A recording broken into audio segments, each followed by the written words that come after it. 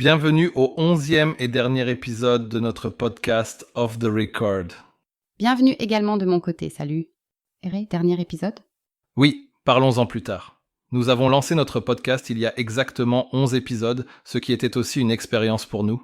Et cela tombe plutôt bien, car c'est précisément de cela que nous voulons parler aujourd'hui, le goût de l'expérimentation. Et sur ce thème, nous avons aujourd'hui comme invité Barbara Büchli, Head Business Excellence chez Siemens SI Suisse. Nous vous souhaitons la bienvenue. Barbara, que signifie Business Excellence ? Je pense que l'on peut dire que notre tâche consiste à rendre nos processus commerciaux aussi efficaces que possible. Et cela concerne aussi bien le paysage des processus que celui des outils. Oui, le paysage d'outils en collaboration avec les différents QG et notre IT local, mais aussi de mesurer si nous disposons des compétences nécessaires chez nos collaborateurs. Cela semble complexe. C'est le cas, mais c'est aussi très passionnant. Nous avons fait quelques recherches, cherchées sur Google, sur toi et avons trouvé la citation suivante de toi. Faire la différence pour quelqu'un ou quelque chose chaque jour. Que peux-tu nous dire à ce sujet ? La citation, elle vient d'une interview que j'ai pu donner lorsque j'ai été élue alumni du mois pour le CAS que j'ai fait l'année dernière. Super CAS, je ne veux pas faire de publicité, mais c'était une question sur les jalons que je me suis fixé pour les affaires, c'est-à-dire les jalons commerciaux que je me suis fixé pour l'année. En réfléchissant un peu aux différentes étapes, j'ai réalisé que ce qui comptait le plus pour moi n'était pas les grandes étapes comme les déploiements d'outils, mais plutôt de pouvoir faire quelque chose chaque jour. Et je suis convaincue que nous pouvons tous faire une grande différence chaque jour et influencer positivement la vie des autres. Que ce soit en faisant naître un sourire avec un compliment et en lui apportant confiance en lui-même, il est important de propager la positivité et d'encourager les autres. De pouvoir prendre une grande décision professionnelle. Cela correspond aussi très bien au thème d'aujourd'hui, le goût de l'expérimentation. Que représente la volonté d'expérimenter pour toi ? C'est une excellente question. J'y ai pensé et effectué des recherches approfondies pour te répondre. Mon analyse a été réfléchie et précise. En fait, j'ai cherché dans le Duden 2 significations pour l'expérimentation. L'une de ces situations implique qu'une expérience est essentiellement un essai risqué et incertain, une entreprise comportant des risques et des inconnus.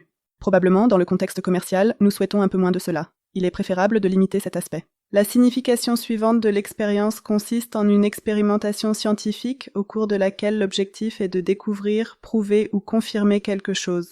Et ce type d'expérience, nous voulons bien sûr absolument l'avoir dans le contexte commercial.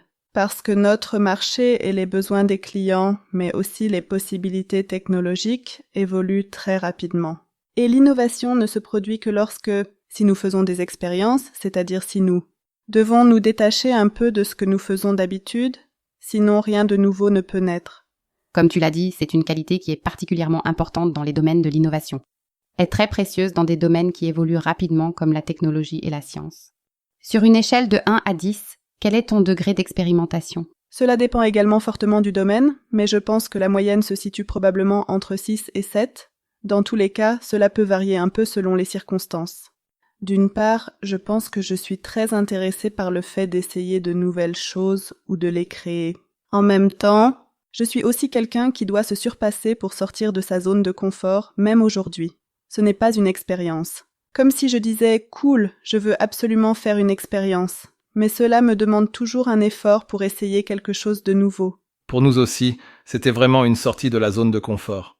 Entre-temps, nous nous sentons bien, mais comme je l'ai dit, même après 11 épisodes, nous sommes toujours nerveux lorsque cela commence.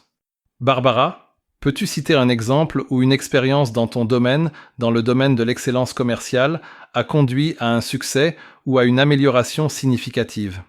Il y a en effet beaucoup de choses que je pourrais énumérer. Mais je pense qu'il est plus important de mentionner ici que l'expérimentation ou le plaisir d'expérimenter est au cœur de nos activités quotidiennes. Parce que j'ai dit au début que notre sweet spot sont les processus, les outils, la manière de travailler des gens et de chercher sans cesse des possibilités d'amélioration, de réfléchir à la manière dont on peut les mettre en œuvre, tester sans cesse les nouveautés. Cela montre, je pense, un grand plaisir à expérimenter. Et puis, il y a quelque chose que je voudrais encore mentionner, c'est que mon équipe est aussi très fortement impliquée dans l'un des plus grands projets que Siemens ait jamais réalisé, à savoir le projet Sherpa X. Nous serons en mesure de voir dans quelques mois ou années les conséquences de cette situation. Comment favorises-tu ton environnement ? Tu as dit d'une part que cela venait aussi de votre travail. Ce sont aussi vos activités, vos affaires quotidiennes. Là aussi, il faut faire avancer les innovations, c'est une chose, et l'autre, c'est aussi ça. Comment soutiens-tu tes collègues qui sont autour de toi ? Je crois que tu viens de dire qu'il faut beaucoup de courage pour expérimenter, car de nombreuses expériences échouent toujours. Il faut effectivement avoir le courage d'essayer de nouvelles choses et de se laisser tenter. De se lancer, mais aussi d'accepter que beaucoup de choses vont échouer, je crois. D'en parler ouvertement avec les gens, d'enlever cette pression qui fait que chaque entreprise, chaque tentative doit toujours réussir. Doit réussir. Je pense qu'il faut aborder cela très clairement. Et puis ce que j'essaie toujours de faire dans les entretiens, c'est de discuter ensemble des options et des alternatives. Que pourrait-il se passer si cela se produisait ? Que pourrait-on faire alors ? Comment pourrait-on réagir ? Et je pense que cela donne aussi beaucoup d'assurance, car on sait alors que j'ai déjà réfléchi à la manière dont je pourrais réagir. J'ai donc davantage confiance en moi pour expérimenter quelque chose. Chez Siemens, nous voulons aussi encourager le goût de l'expérimentation. Nous voulons encourager les collaborateurs à tester des idées et à accepter les erreurs possibles, comme une chance d'apprendre. Quel est ton point de vue ? En faisons-nous assez ? Je n'en suis pas si sûre. Je pense que cela dépend aussi beaucoup du domaine, cela dépend aussi beaucoup de l'équipe, de la personne qui dirige. Mais fondamentalement, ce que je pense ou vois toujours, c'est que nous avons aussi une forte pression due aux affaires courantes. Nous sommes toujours très axés sur les chiffres, chaque mois, chaque trimestre. Et nous devons présenter nos chiffres. Nous avons aussi beaucoup de succès, mais cela nous pousse toujours à faire encore mieux le mois prochain, le trimestre prochain et l'année prochaine. Je pense qu'il est souvent très difficile, parfois même impossible, de se créer vraiment ces espaces. Essayer quelque chose de nouveau, c'est aussi accepter l'échec et ne pas se contenter de continuer. De continuer à faire ce que l'on a fait jusqu'à présent en espérant que cela apportera toujours les résultats souhaités à l'avenir. Donc, je pense que nous pouvons faire encore plus en créant davantage d'espaces d'expérimentation chez nous-mêmes, mais aussi dans nos équipes. Du point de vue de l'entreprise, nous encourageons cela, nous voulons aussi créer un espace pour cela. C'est aussi à nous de participer à l'organisation. En d'autres termes, nous devons prendre l'espace et le créer indirectement. Je pense que c'est très très très important. Voilà, la volonté d'expérimenter. C'est l'heure de la pause boisson. Exactement, comment nous convaincs-tu maintenant de goûter ? Qu'est-ce que tu nous as apporté de bon ? J'ai apporté une bière du Nicaragua, elle s'appelle Tonia. Oui, et je dois dire que commander cette bière a été une expérience intéressante, car je n'étais pas certain qu'elle serait livrée sur le site où je l'ai commandée. En effet, je craignais de ne jamais la recevoir. À la vôtre. Alors, Héré, est-ce qu'on continue le podcast ou pas ? Je dirais que nous discuterons plus tard de la suite du podcast après ce dernier épisode, n'est-ce pas ? C'est bon ? Parlons du succès et de l'échec. Les expériences n'apportent pas toujours le succès escompté. Tu l'as également évoqué auparavant. Quel a été l'échec le plus instructif et quelles leçons en as-tu tiré ? Je pense que je dois maintenant faire un peu attention à ce que je dis, parce que c'était effectivement chez Siemens. C'est toujours agréable de pouvoir dire que l'on a appris quelque chose dans une autre entreprise. Non, blague à part. Je crois que c'est la première tâche de direction que j'ai assumée chez Siemens. J'ai pris en charge une équipe qui se trouvait au milieu d'une réorganisation difficile. C'était un peu la pagaille au début. Et la plus grande erreur que j'ai commise est la suivante. Je dois résoudre tous les problèmes moi-même. Je dois tout faire à la place de tout le monde. Je dois faire en sorte que tout le monde soit à nouveau content, que tout le monde sache tout et que tout le monde puisse. Et je dois aussi tout régler immédiatement et tout résoudre immédiatement, quelle que soit l'importance ou l'insignifiance de ce qui se passe à ce moment-là. C'est mon travail. Et comme vous pouvez l'imaginer, j'ai échoué en beauté. Alors bien sûr, ça n'a pas du tout fonctionné, sauf que j'étais complètement à bout et l'équipe continuait à se plaindre de problèmes. Mais c'était extrêmement instructif sur le moment, de réfléchir clairement à ce que sont vraiment mes thèmes, ce que je dois vraiment résoudre.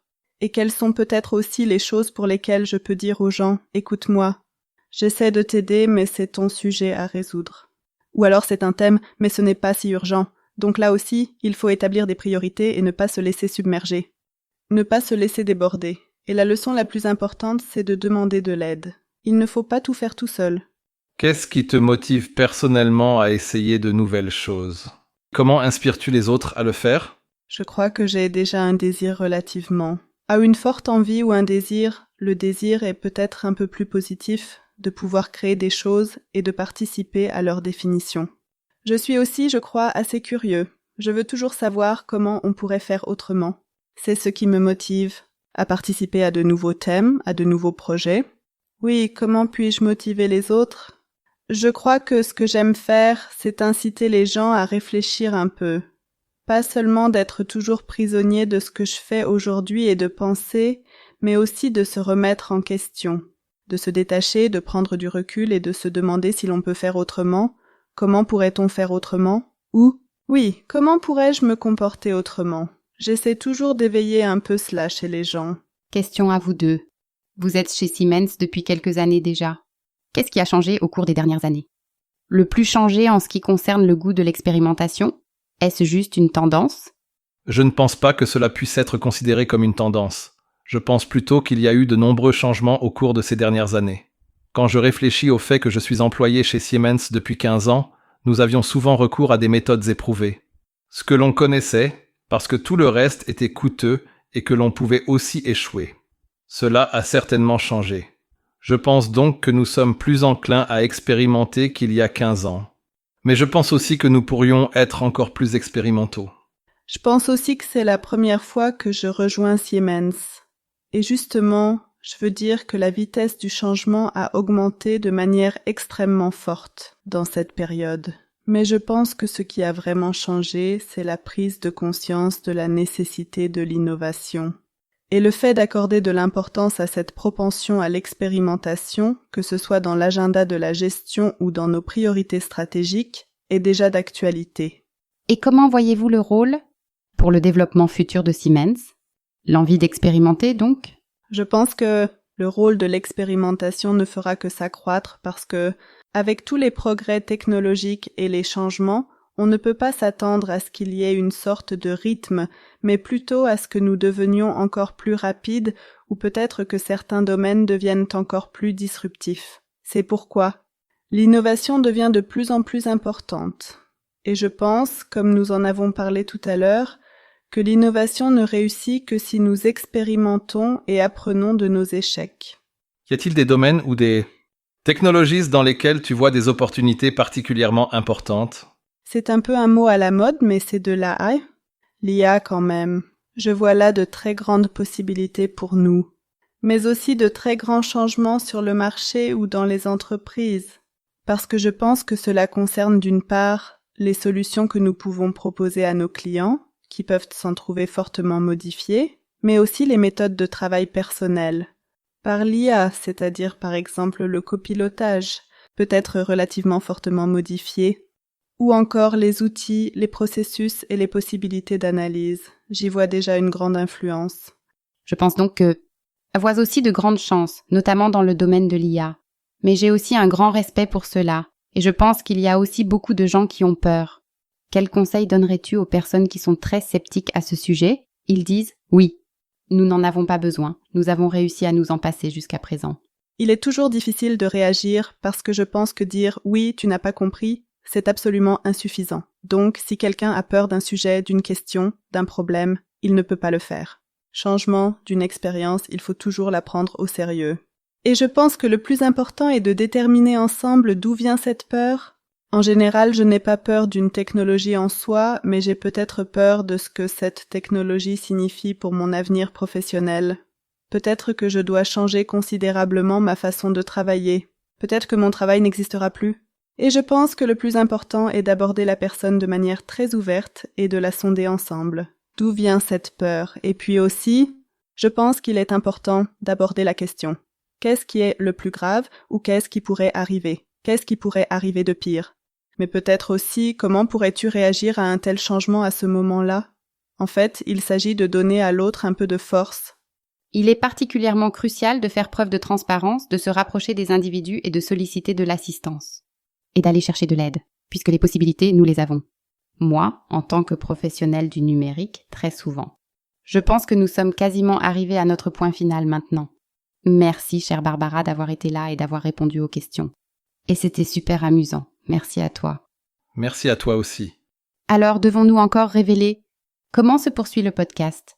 J'ai demandé 3 fois maintenant. Oui, je pense que nous devrions en parler maintenant. Nous l'avons déjà dit plusieurs fois. Le podcast était pour nous une expérience et aussi le canal idéal pour aborder précisément tous les thèmes dont nous avons parlé au cours des 11 derniers épisodes en les appliquant à un exemple concret.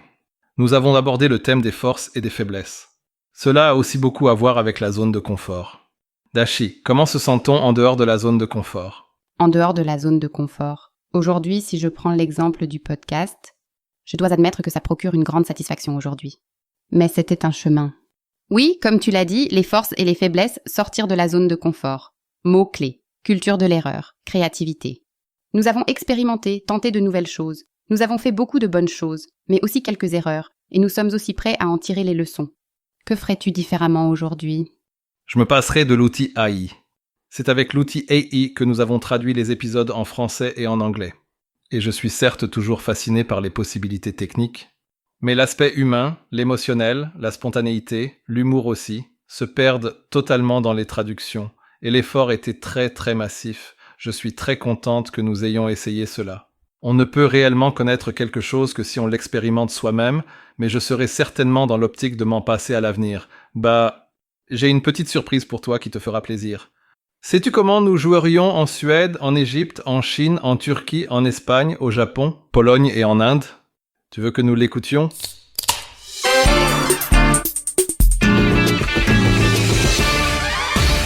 Hej! Välkomna till dagens podcast of the record. Trevligt att du lyssnar in igen. مرحبا بكم في الحلقة الرابعة من بودكاست السجلات. 大家好，欢迎收听今天的记录播客。很高兴您能再次收听。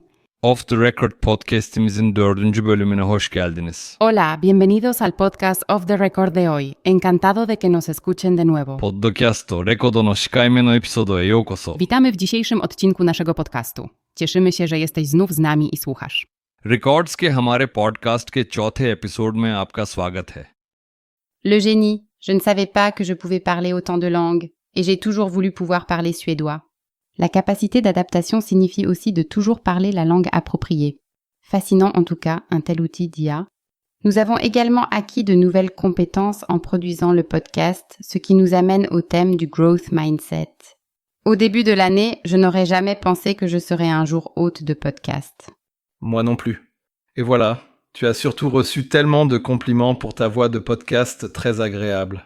Cela serait tout simplement resté caché. Oui, heureusement qu'il y a des filtres. Et une expérience de podcast n'est possible que si l'empowerment et aussi la culture de la confiance sont vécues. Et comme tu l'as dit, ou comme nous venons d'en discuter, nous avons aussi beaucoup appris. La culture de la confiance est une chose, mais aussi le droit de faire des erreurs, oui, cela en fait partie. Oui. Nous sommes maintenant assis dans notre studio de podcast où nous avons créé ce nouveau canal il y a 6 mois, n'ayant aucune idée si quelqu'un allait prêter attention à nous. En attendant, nous avons en moyenne plus de 700 collègues qui nous écoutent. Je pense que c'est quelque chose dont nous pouvons être fiers. Et ce, pour des coûts de tiers de moins de 100 francs par épisode. Une bonne affaire. Une bonne affaire. Alors maintenant, dis-le enfin, quelle est la suite? Alors, roulement de tambour, j'ai dit ce mot, je crois, plusieurs fois. Nous entamerons la 2e saison l'année prochaine, et nous avons déjà beaucoup de thèmes et d'idées pour que ce soit encore plus intéressant pour nous. Et pour vous aussi, bien sûr, nous continuerons à être passionnés. Un grand merci à tous ceux qui nous ont écoutés et qui ont participé à cette expérience. Nous nous réjouissons, et si vous êtes à nouveau de la partie l'année prochaine. Chères auditrices et chers auditeurs, un grand merci de ma part également. Je suis heureux que vous soyez de la partie, et nous vous rappellerons bientôt pour vous dire quand et comment nous continuerons et de quels thèmes nous parlerons. À bientôt. Au revoir à tous.